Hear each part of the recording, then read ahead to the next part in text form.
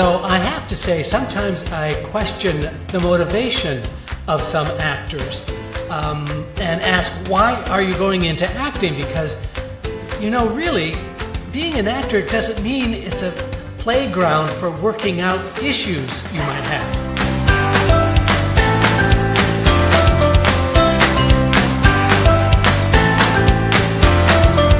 Welcome to Casting Actors Cast, insights for actors on acting in the business of show. Casting director Jeffrey Dreisbach takes you behind the scenes and reveals secrets to a successful acting career. You can find out more on the web at castingactorscast.com. Please enjoy, like, and share Casting Actors Cast. Now, here's your host, Jeffrey Dreisbach. Well, hello and welcome to another episode of Casting Actors Cast. I'm Jeffrey Dreisbach, casting director with McCorkle Casting. How are you today? I hope we're going to have a good time as we talk over the next 20 minutes about all things acting, whether it's the business of show, or whether it's your acting technique, or whether it's your questions about how to do better in the business. I'm here to be some kind of a help for you. And for those of you who are tuning in on a regular basis, I can't thank you enough. And for those of you just tuning in, maybe you're just finding out about this, really cool to have you on board. I'm going to suggest that you go to the website, castingactorscast.com, and you can check out previous episodes. You're free to look on any podcast provider for Casting Actors Cast. And if you do go to the website, you're going to find a couple of extra goodies for you. One is that there are some downloadable PDFs of some of the episodes that we're talking about. For example, we have a podcast about wardrobe and the actor's wardrobe, and then I have a handout that kind of goes along with it. So it really would be fun for you. This is absolutely free of charge, by the way. This is just me having a good time sharing my information and background. I made a living as an actor for over 20 years, and now I've been casting with McCorkle Casting in New York for the past 8 years. And this is that moment of the podcast where I want to thank you so very, very much for listening. It's a great pleasure to be able to present these podcasts to you. I'm having a good time. And if you're having a good time too, if you've gotten something out of this, and I hope you have, please let me know by going to the website Casting Actors Cast. There's a form that you can fill out and give me some feedback. So I struggled a bit with the best title for this particular podcast. I kind of have a lot of fun putting together interesting or provocative titles for podcasts. And I think I'm going to call this one Creative Psychology. And let's explain exactly what that is in the first place. I've spent some previous podcast episodes talking about taking care of yourself physically. A lot of the things in the business that I talk about are in reference to your mental health, your mental goodwill as an actor. Sometimes there's a mental cost factor in the work that you do as an actor. But today we're calling creative psychology because I want to address the emotional side of being an actor. That is the internal voice that we have inside of our heads that drive a lot of the choices and decisions that we make. And what prompted the idea for this particular podcast was I was at a casting director seminar for the University of Mississippi, Ole Miss. And they had their BFA students come to New York, and they rented out a rehearsal studio, and they invited a handful of casting directors to sit sort of at a table and watch the presentation. And it was songs and it was scenes, and it was quite nice. I thought they did a very, very good job. Then it came time for each of us in casting to make a response and on feedback that we were giving the students. And one of the casting directors, and I thought this was so interesting, one of the casting directors said, I think the biggest hoax that we've been told as kids is you can be anything you want if you put your mind to it. And I really was fascinated by that. My first reaction was, no, that's not a hoax. That's the true thing, and that's the real deal. And, then I gave it a little bit of thought. And I thought, boy, you know what, really? This is really, really insightful. And it's really important for actors to stay grounded in the understanding of what the reality is to being an actor. And I'm not talking about staying in a place that gives you the cold, hard truths about how hard it is to be an actor or why did you become an actor, questions, things like that. I'm really just talking about your emotional health, your emotional well-being. I appreciate putting your mind to something to achieve a positive result, but I also think that there is something to be said about the fallacy of saying you can be anything you want to be, because frankly, that's just not true. You can't be anything that you want to be. I think the casting director that made that statement was really making a reference to keeping us grounded in reality rather than dreaming and speculating and having a fantasy life that's full and rich and then constantly being disappointed. So I want to address what it is to have a sense of confidence, and your emotional well-being is very, very vital and very, very important to seeking wellness. Now, before I go any further, I think it's really valuable for you to understand that I am not a psychologist. I'm not a therapist. I took some psychology classes in college, but that by no means makes me a master of psychology. But I do have a long and varied history with all things psychology. From taking college classes to my own personal experience and struggles as an actor and as a human being. And I'd like to share some of these thoughts with you in the hope, with the intention that you might not identify with any of these, but there may be some identification with some of these things. And in that way, hopefully you can feel as if A, you're not alone, and B, there are solutions to some of these issues that you may be having. First and foremost is finding out about who you are as a person. And that means that many actors don't really come into their own in terms of a career, but also in terms of their emotional development and emotional well-being. Everyone has sort of a different timeline for those kinds of experiences. On one hand, you can't really rush finding out who you are, not only as an actor, but as a person. It evolves over time based on so many factors, one of them being how you were raised, your family, your background, your experience. What made you want to become an actor in the first place is a question that I think always should be asked and answered. But the broader question is really about finding out who you are. And I have some suggestions about that. The first thing I would suggest, and this is based on my own personal experiences, is to take a personal inventory. And what does that mean? Taking a personal inventory is literally writing down your history. And I'm not talking about a memoir. I'm talking about those significant experiences in your life as far back as you can remember, all the way up until yesterday. I know it sounds like an overwhelming project, but it doesn't have to be 150 pages. It literally can be 4 or 5 pages of decision making that happened to you as you were growing up. Choices that you made. What kinds of choices were to your benefit? What kinds of choices were detrimental to who you are?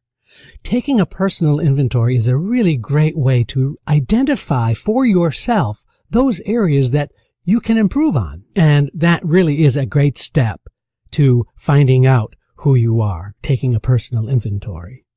The other way that you can find out more about who you are is pay attention to that inner voice. Now, we all have it. We all have this inner voice that's constantly talking to us all the time. It's telling us good things. It's telling us bad things. It's telling us funny things. And you know what that inner voice is. It's not the subconscious, which is something you have no control over. You don't have control over your inner voice, but it really is much more of a present running dialogue, running through your head 24/7, but more prevalent when you are awake. Here's a quick example. If you've come out of an audition and you go to where your bag and your coat are, and you put on your bag and your coat, and you walk out the door after the audition is over, what's the first thing that you're saying to yourself? Usually you're asking yourself, well, how did I do?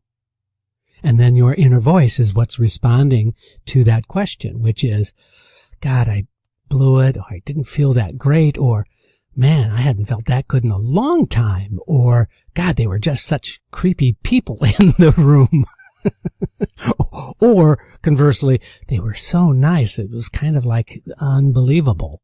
That's your inner voice talking. That's the inner dialogue that you have. And why is it important to pay attention to that inner voice? Because if you are very conscious of what that inner voice is saying to you, you need to know that is something you have control over.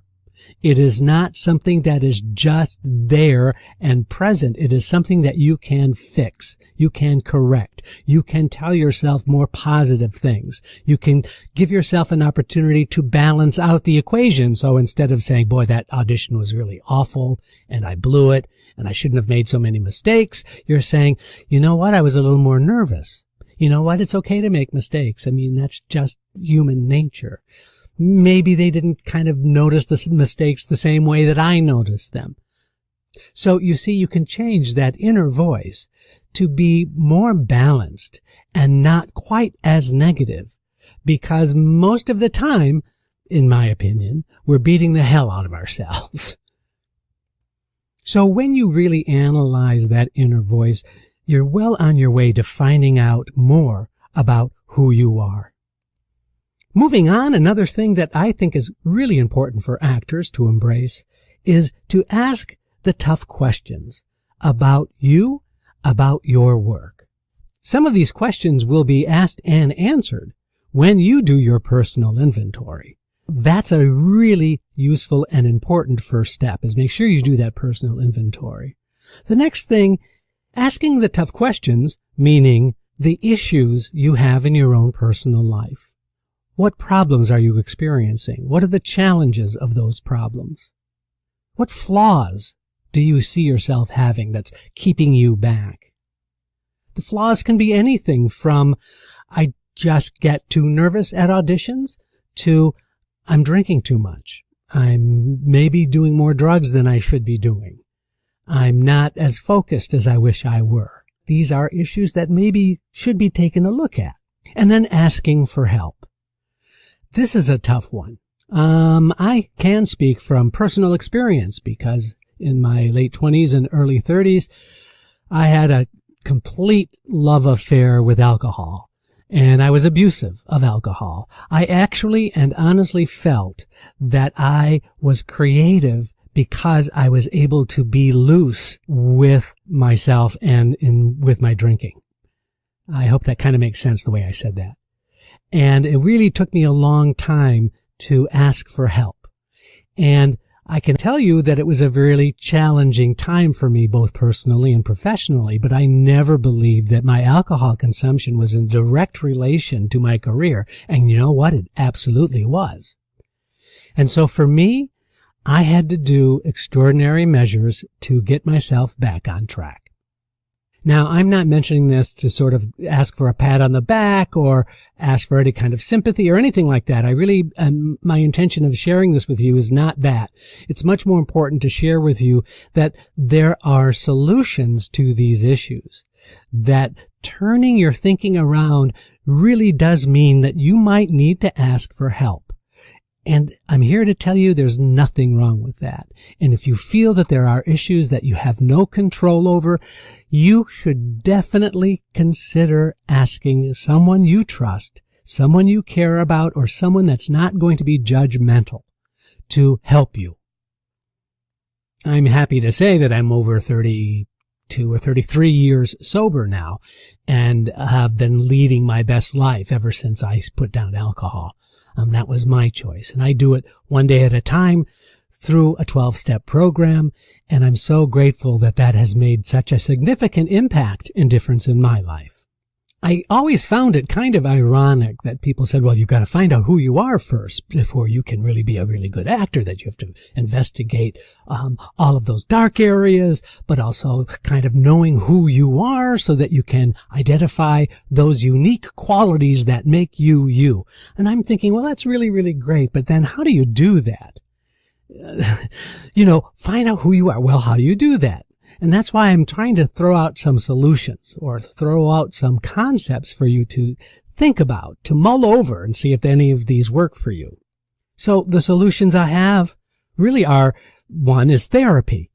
Now, you may not agree with this at all. For some of you, there may still be a stigma with therapy. But as a person who's had a lot of therapy over the years, I can tell you that I really believe that every actor should have some experience in the therapeutic process. I think there's a lot of self-discovery. I think the way in which you re-evaluate the way in which you think can be extremely helpful in your creative life as an actor. I mean, I always encourage acting students to, if you're in college or you're in high school, that take as many psychology classes as you can. Find out about how it all works. It's really fascinating, but more importantly, it can have a direct implication on your creative self. The other is talking it out. Finding somebody that you care about, a close friend. I had a previous podcast in talking about somebody that you can rely on as an advocate. Maybe that particular person can be helpful to you. I think that there's something really valuable in the shared common experience that we all have. And without beating ourselves up, we can express ourselves to somebody we trust and care about, and they can do the same to you. It's extremely rewarding. Finally, I will say that another solution would be take some kind of action. To know or experience something that's distressing to you, maybe you're emotionally not feeling as strong as you'd like to. Maybe you suffer with anxiety or depression. I'm going to repeat that I'm not a psychologist here, but I have had experience in these areas firsthand. I will say that the only action should be considered is something that is direct. While we're on the subject of direct address and really taking a look at those issues that you may have, don't let your negative psychology play games with the reality of who you are. Believe me, you can be a happy, healthy, productive human being and still be a brilliant actor. I promise you.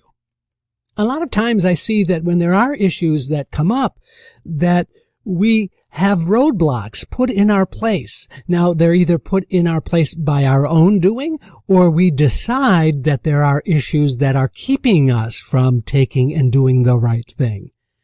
And that rationalization is part of the unhealthy process that you might be experiencing. And that's what I call magical thinking. And magical thinking really is having a full and rich fantasy life, which, by the way, is completely healthy and normal. But the magical thinking in that if you do this, then I will get that. That's magical thinking. If I work hard enough, I will get my dreams to come true. That is magical thinking. If I meet the right people, then I will become famous. Again, that's magical thinking. The bottom line is think about being your best self. By being your best self, you will be a better actor. I can promise you.